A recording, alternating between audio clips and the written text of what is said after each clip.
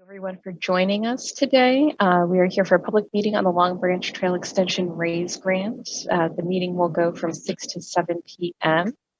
We do still have a couple attendees joining us, but we'll be going through a couple tech tips and then jumping into the agenda.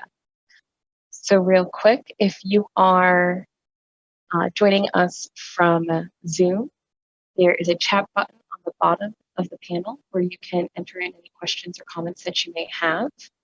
Additionally, if you're joining us on YouTube, the chat feature is on the right-hand side of the screen. And so you can join us there, drop in any questions or comments that you may have. There's an interactive portion of the presentation. You will be unmuted to unmute to reduce any noise. If you'd like to provide verbal comments throughout the meeting, then you will need to join through Zoom. The link for that is on the project webpage. And otherwise, we'll take your comments and chats in and answer those later. If you need any help, please feel free to ask either through the chat feature or using the raise hand feature. For those in need of automatic closed captioning, both of those features are available through YouTube and Zoom. And this meeting is being recorded.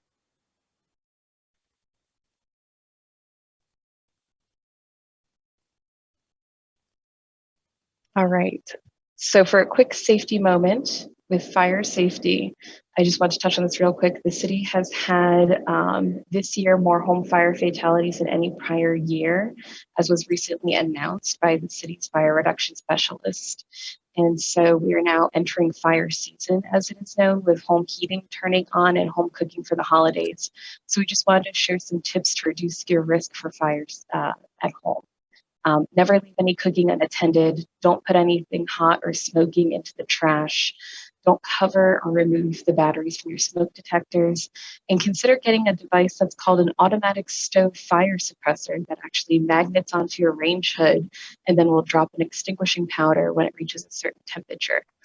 Those were all tips shared by the city earlier this week. And most importantly, please make an emergency plan with your family so everyone knows their escape route and their meeting spots.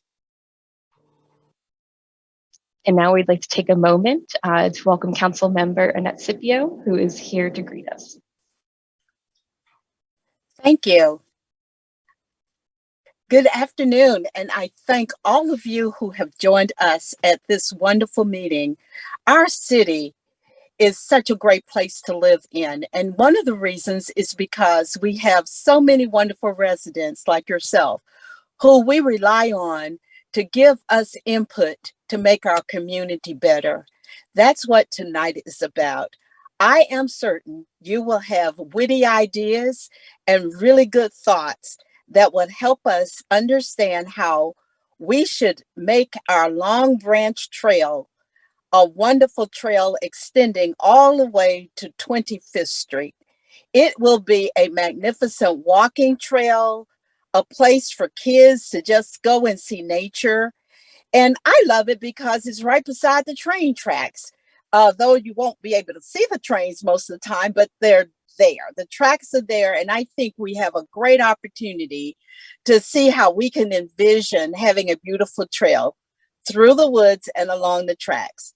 So I thank you again for coming to this meeting. And please make sure you ask all your questions and put all of your phenomenal ideas in the chat so that we can take those forward and put them into our plans.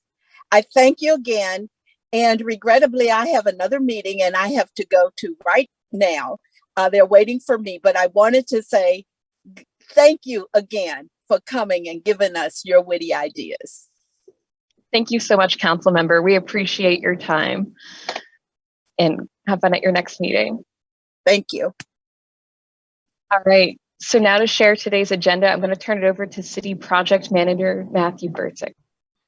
All right, thank you, Crystal, and thank you, Councilmember Scipio, for joining us this evening.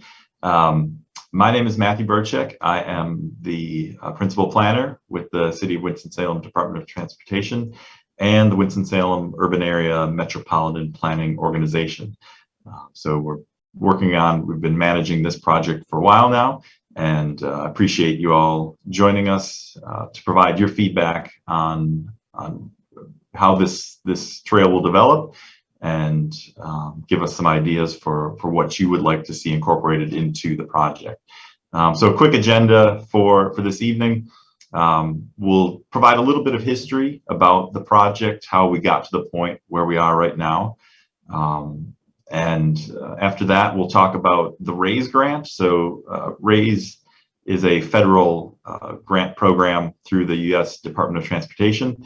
That stands for Rebuilding American Infrastructure with Sustainability and Equity. So that is the pot of funding that we applied for and received in order to design and construct this project.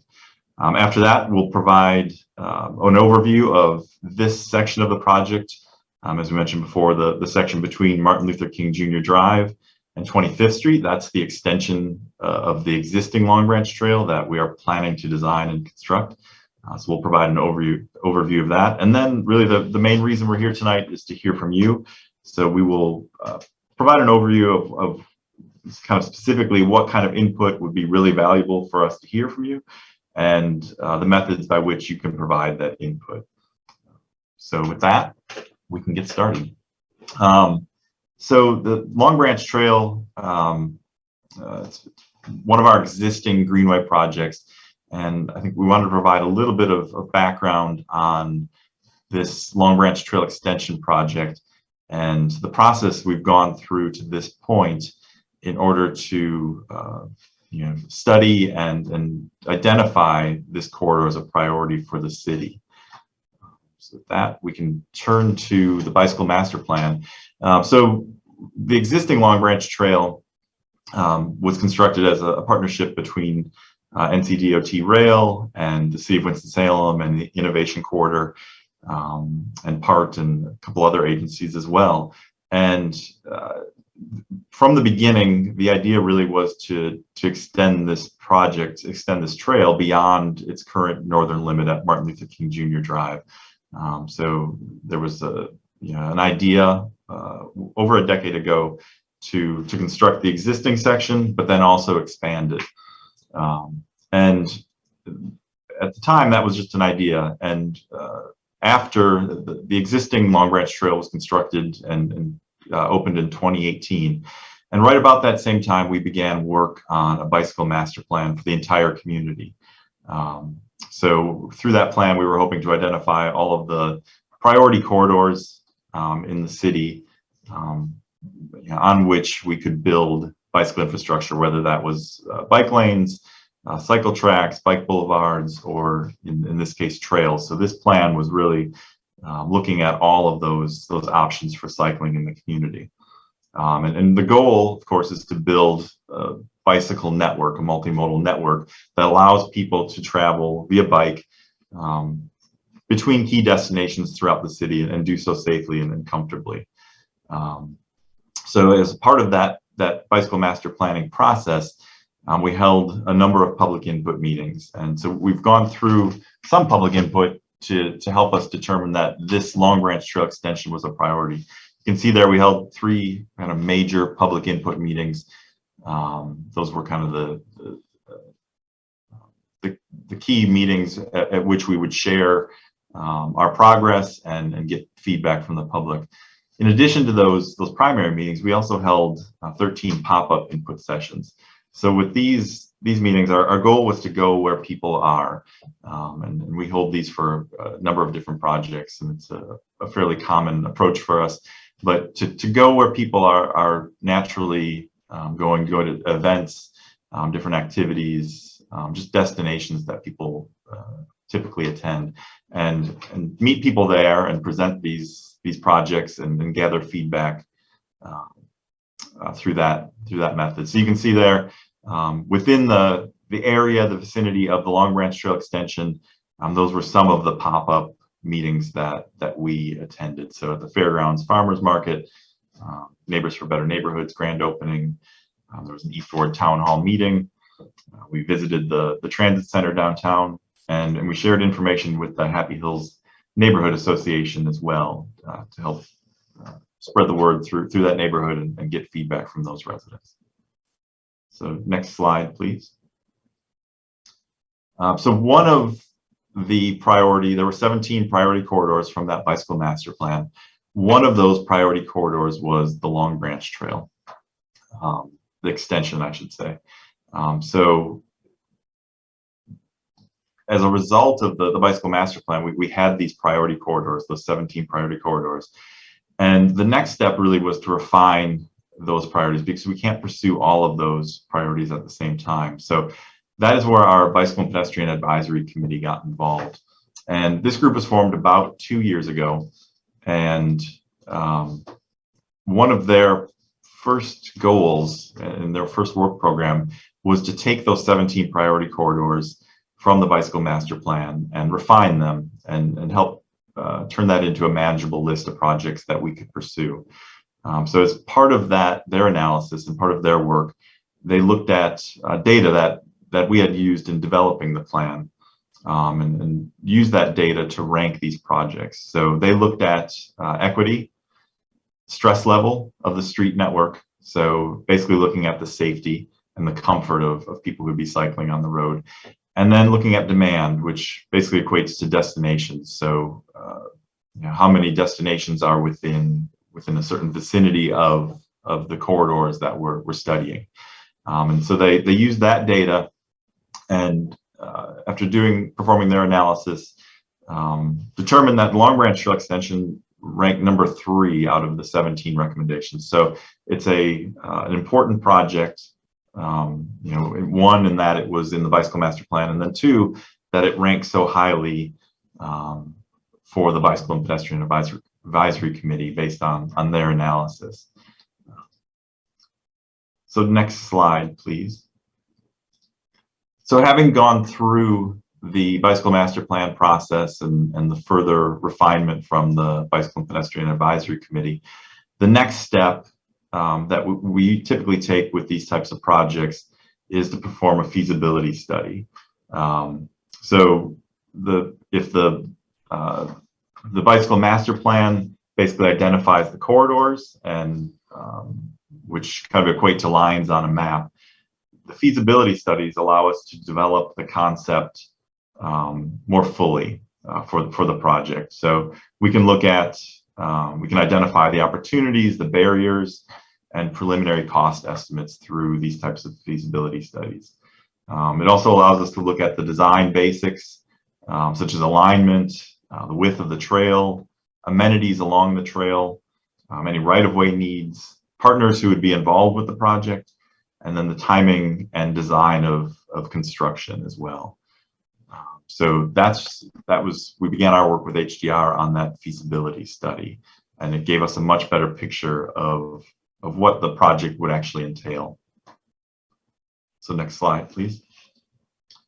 So as we worked through that feasibility study, we learned about different funding opportunities that were available. And the feasibility study put us in a good position to submit a strong application through the RAISE grant program. Again, that stands for Rebuilding American Infrastructure with Sustainability and Equity.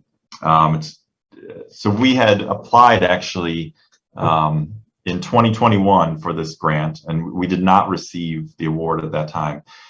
We met with US DOT officials and had a debriefing meeting and asked about what we could do to improve our application to be considered for funding. And we received that feedback, made those modifications, and then resubmitted the project, the grant application in this year, in 2022. So we found out that we were accepted.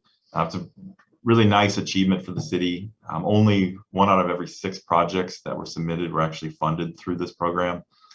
And we were lucky enough to have a representative, the head of the FHWA, the Federal Highway Administration, join us back in August to celebrate the award. And I think they chose us because this project really fits well with the goals of the RAISE grant program. It's providing a safe transportation option in an area that has been underserved by these types of facilities in the past.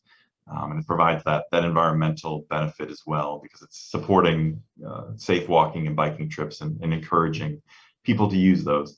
So with this grant, we have the funding to begin the design of the project, to acquire any necessary property we may need to construct it, and then also, most importantly, to construct the project. So we've done a lot of work to this point to get to where we are, going through the bicycle master plan and the refinement of those corridors, and now receiving the funding. But really, now this is where the real difficult and the real work begins as we get into the design and the construction of the project. So with that, I think I will turn it over to Patrick to provide an overview of this Long Branch Trail Extension project. Okay, thank you, Matthew. Can everyone hear me? Yes. Excellent. My name is Patrick McDonough. I'm a senior transit planner with HDR, and I've had the great privilege to work on this project with the city, which has been a very exciting opportunity. We'll go ahead to the next slide, please. So one of the things I think we can do to think about how we got to this exciting place with the Long Branch Trail Extension is to think about the success that the current trail already represents. This trail has only been open for a short period of time. It opened in 2018. And it's been very well embraced by the community. And I think the pictures here on the left really capture it. It's a place to walk your dog, to go run, to ride a bike, to meet friends for lunch, or to go for exercise, or just taking the view of downtown. It connects a lot of important places over the 1.6 miles it stretches. And here in this graphic, where you look in the center of the screen, you'll see the purple alignment is the current Long Branch Trail. The green one down at the bottom in this case is the Salem Creek Greenway. And then you have the strollway in red. So you can see there's a lot of connections being made here with Salem Creek, Martin Luther King Jr. Drive, the Innovation Quarter. And what the extension does, it gives us an opportunity to expand those connections, which is pretty exciting. Next, please. So if we were to sort of zoom out from that last picture, right? And I guess we flip the colors here. In this case, the Long Branch Trail Extension is in green, and the remainder of the network is in purple. So, if you're somebody who lives along the Long Branch Trail Extension, when this trail is completed, you'll have an opportunity to bike out of your neighborhood, go through downtown, come over through the area near Winston-Salem State, go all the way around the lake. And if anyone has not been to Salem Lake to bike, this is an absolutely wonderful time of year to ride a bike around the edge of the lake with the leaves turning. It's one of my favorite things to do in Winston-Salem. So as Matthew mentioned, the RAISE program is speaking about both sustainability and equity. And we thought it was really important just to share some of the crash data that was involved in the application, because it's part of the reason why this investment is so important. Generally, if you look at crash statistics in the city going back to about 2014 or so, we've had over 60 bicycle and pedestrian crashes in that area alone, and we have had, unfortunately, a few pedestrian deaths.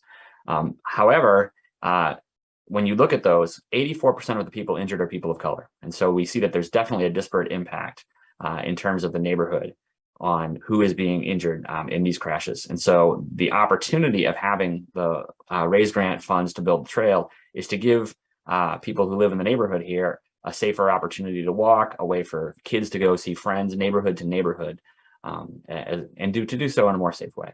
Next, please. What are some of the other key benefits of the extension? And I think Councilor Scipio and Matthew touched on a few of these, but right near the south end of the extension is the Downtown Health Plaza. There's also a series of jobs, many jobs in downtown, the county library, social services, but also a lot of entertainment, things that people like to do at night and on the weekends. This trail will be able to connect people to those as well. We'll talk a little bit probably later on about neighborhood to neighborhood links. We're going to show you a video shortly, and you'll see some places where we think we'll be able to connect to cross streets and bridges along the way. And we're going to want to get your feedback on how we can make the connections to the neighborhood as good as they can be. We'll be looking at in the design phase about how can we construct multimodal hubs at intersections where the streets and the trail meet. And so what's a multimodal hub? Well, it's a place where maybe there's a bike share or a small, fix-it stand to help pump up a tire on a bicycle. But it's also a place where maybe there's a bus stop that's, conveniently aligned with the trail. So if you're coming down the trail and you want to catch the bus that goes by, you don't have to walk too far from the trail to be at a bus stop. And then just improve safety for walking and biking. The current Long Branch Trail has a very good lighting set of features, and we're looking at that as inspiration for the next extension as well. So let's take a look here right now at what initial concept, Matthew mentioned a feasibility study. Part of what we did there was a visualization, and this is sort of giving you a sense of what the trail could be like. It's important to say that we're at 5% design, and we're definitely going to see things change as we continue to work with our North Carolina DOT Rail Division partners and perhaps property owners up and down the line. However, this gives us a good sense of what a lot of the trail could look like. And there are existing rail tracks in the corridor. And looking into this graphic, it's like we're looking north from Martin Luther King Jr. Boulevard up towards 25th Street. For most of the trail, we anticipate the trail being on the west or the left side here, a 12-foot wide center pathway where people can walk or bike, and then maybe a 3-foot soft shoulder on either side, some type of crushed gravel or other material that's a little bit easier to run on, in terms of impact. We have the existing rail tracks that are over there to the right. Generally, they'll be about, the trail should be about 15 feet from the edge of the trail to the center line of the track. With railroading, you usually measure from the middle, not from the side. Anyway, so that gives you a little look at what it looks like if you're going up the corridor. But next, please. We also have a video to show you because this is a place that not a lot of people in the city have seen before. So Crystal's going to get this set up. What we have here is, this is a video that's in a vehicle called a high rail truck. It's a special kind of truck that has wheels that drives on regular roads, but also can get into position over to railroad tracks and drive on the tracks as well. It has a set of rail wheels on the bottom. So we're going to head south towards downtown. As that happens, at the top left side of the screen, you'll see little stars pop up, and those are going to indicate some key points where we cross different streets along the way and some points of interest. So the last thing I'll say before we kick this off is, for any reason it feels like it goes by too fast, this will be on the website, and you'll be able to go back and watch it as many times as you like and pause to see certain things after this primary meeting is complete. So with that, let's proceed.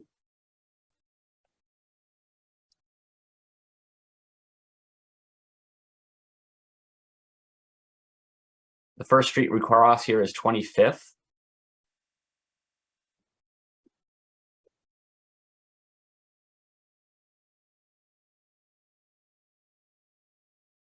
And the next one is 24th Street Northeast.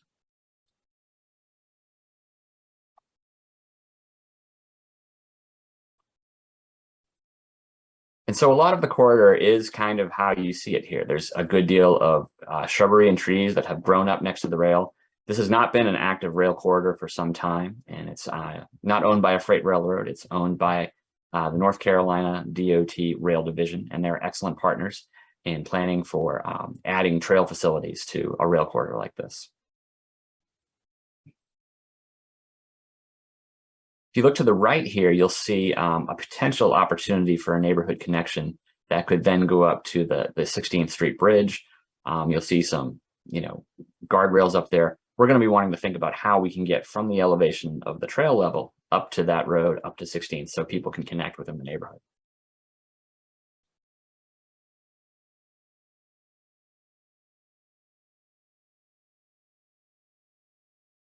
Here's the Haynes Hosiery Mill. This is a big landmark, one of the larger buildings and one of the more notable buildings with a historic past along the alignment.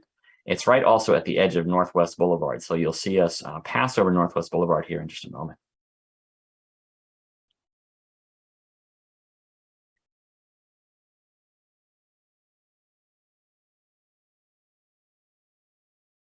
We get a brief view of US 52 there to the left.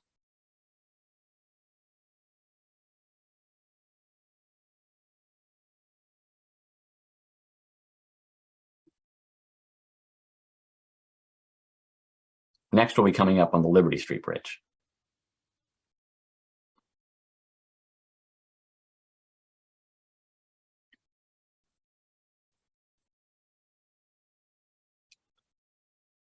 And as we come up here to the street, this is going to be Martin Luther King Jr. Drive. And if you look a little bit off to the right of center in the final picture, you'll see the end of the current Long Branch Trail. And that gives you a quick view of what the trail could be like. And I think I'm going to turn it back over to Matthew to talk a little bit about pedestrian connectivity. Great, thank you, Patrick. One thing I would add about that video is everybody can see the corridor in which that trail will be constructed. And right now it's it's there, but it's not providing as much value as it could. So you know, by installing the trail here, we'll really activate that corridor and make better use of a pretty valuable resource for the community. The other thing I would add is that the safety component Patrick mentioned, the pedestrian and bike crashes in the vicinity of this corridor.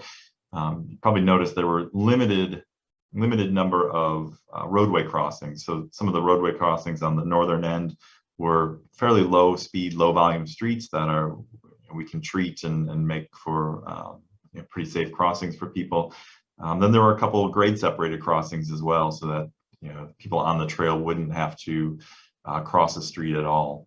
So you know, between activating that corridor and making better use of that resource, and you know, having limited number of street crossings, this should be a great amenity for people. So with that, the pedestrian connectivity component of this project, that's really the key for this, right? We need to be able to connect this trail to the existing infrastructure and the existing walking needs and biking needs for the community. As you saw on that map, the Long Branch Trail Extension corridor parallels Highway 52, and Highway 52 certainly acts as a barrier for bike and pedestrian connectivity in the northeast side of the city and the east side of the city. So part of our goal is to overcome that highway as a barrier. And so we really need to focus on the pedestrian connectivity of this trail. And that means, you know, those at-grade crossings that we talked about at 24th Street and 25th Street, and some of the bridges, that we have good access at those points for people to connect from the neighborhood surrounding the trail to the trail itself, and then to connect to their destinations as well. So if you go to the next slide, please, you'll see these are a couple of the existing connections for the Long Branch Trail. One is at 3rd Street, and the other is just down the street at Fogle Street, which is just off of 3rd Street as well. So we have these connections to the existing sidewalk network, and these act as the gateway for the trail for people who may be walking on the sidewalk network, or who may be biking on the streets or on other trails.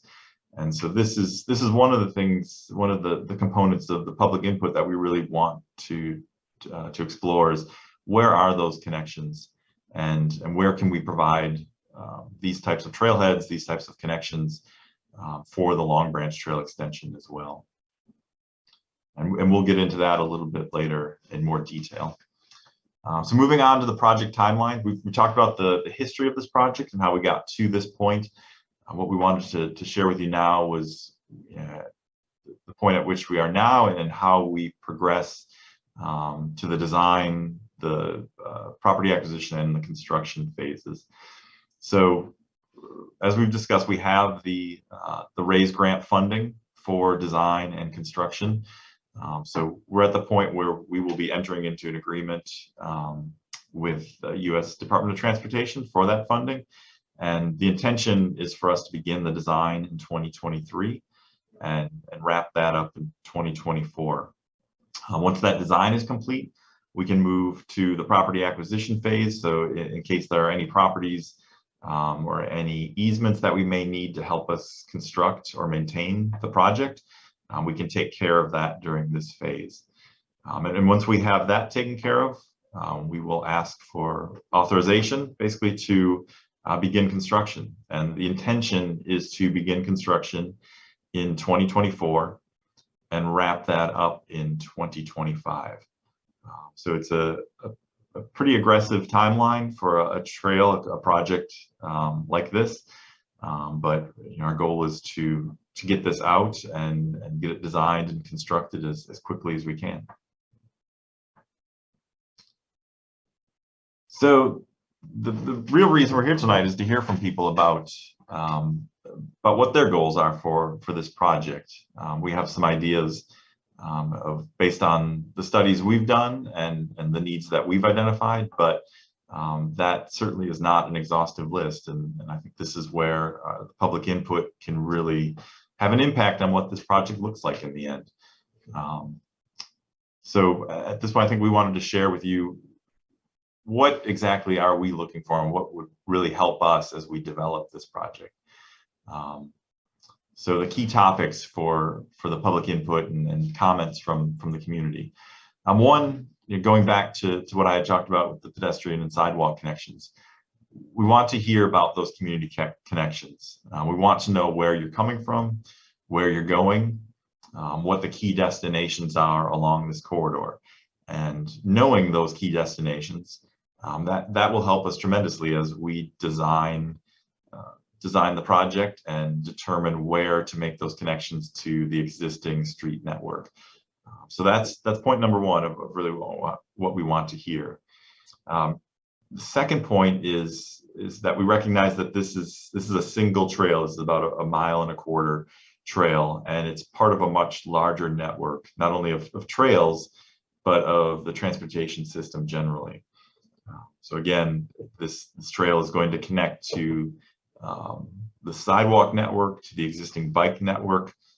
For instance, we have bicycle lanes and shared lane markings on Northwest Boulevard. So building out that network and providing a connection from Northwest Boulevard to this trail will really expand the network connectivity of our bike and walk network. So we recognize that this is part of that transportation system. So not only the bike and walk network, but our transit network, where parking may be needed for people to access the trail. We talked about walking and biking. And then micromobility options. So micromobility is it's the shareable transportation options that are available in the city. So we have an electric scooter share program here, and a bike share program as well. And we'd like to hear from you about how we can best promote those systems and make those systems accessible to users of this trail. So what do we need to do to allow people to use this trail as part of their overall transportation strategy? And then finally, we want to hear your input about features from other trails that you may have visited. So if you visited, used trails in other communities or other trails within Winston-Salem, and if there were features that you really appreciated or you really enjoyed about those trails, that would be great for us to hear as well, because we can do our best to incorporate those aspects of the model trails that are out there, the best. We want to borrow ideas from the best out there. And so if you visited other trails, please let us know what features of those trails that you really enjoyed. So next slide, please.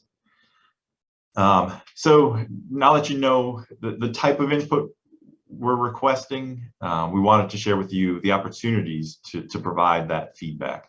And this really is the most important part, because we plan to have about a 30-day window where people can provide comments. And we've set up a website where you can actually click on a map and identify points of interest and identify other needs, and also provide written comments as well. So we have posted a link to this external website on the project website, and that project website for the Long Branch Trail Extension is you can see it there. It's movewinstonsalem.com/Long Branch, and all the information about this project will be available on that website. Materials from the presentation, grant application materials, and then the opportunities, the methods by which you can provide your feedback to us.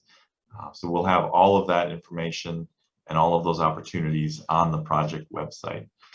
You can see my contact information there. You're more than welcome to contact me directly, or provide your feedback through the website. So with that, I think this is, again, we want to thank you, first of all, for attending the information session tonight. And I think this is the point at which we wanted to open up the conversation. And if there are folks out there who have questions right now, we can address those questions now. or just have a conversation about the project generally. Crystal, Patrick, do we have anybody's provided any questions?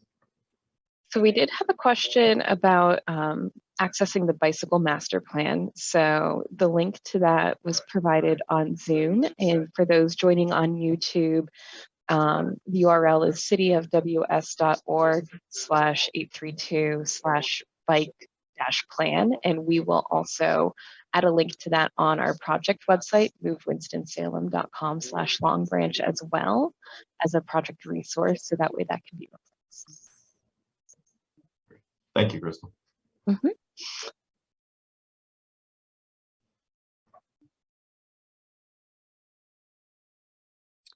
And Crystal, is it correct that if somebody wanted to ask a question verbally, they would simply need to raise their hand and then you could give them the ability to do so? Is that how it works? Yes, so if you are on Zoom, you can use your raise hand feature if you're an attendee, or you can just submit it through the either Q&A or chat. And then if you are on YouTube, you can use the chat feature that is on the right-hand side of the YouTube live stream. And we are monitoring that as well.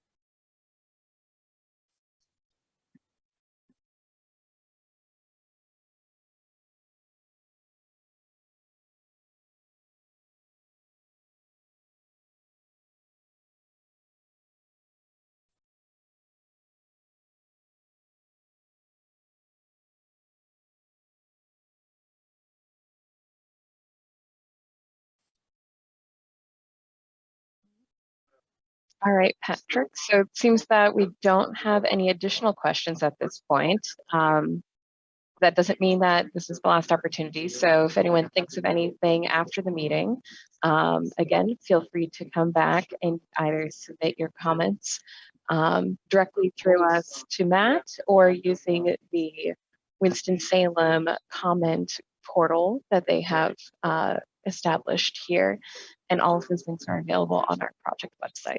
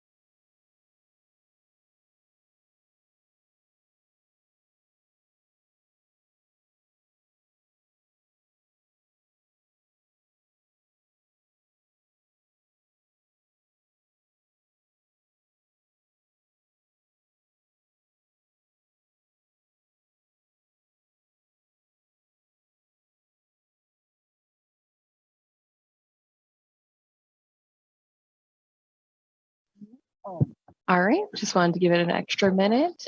We have no further questions. So thank you everyone for joining us. This recording will be available online, and I hope everyone has a great evening. Thank you.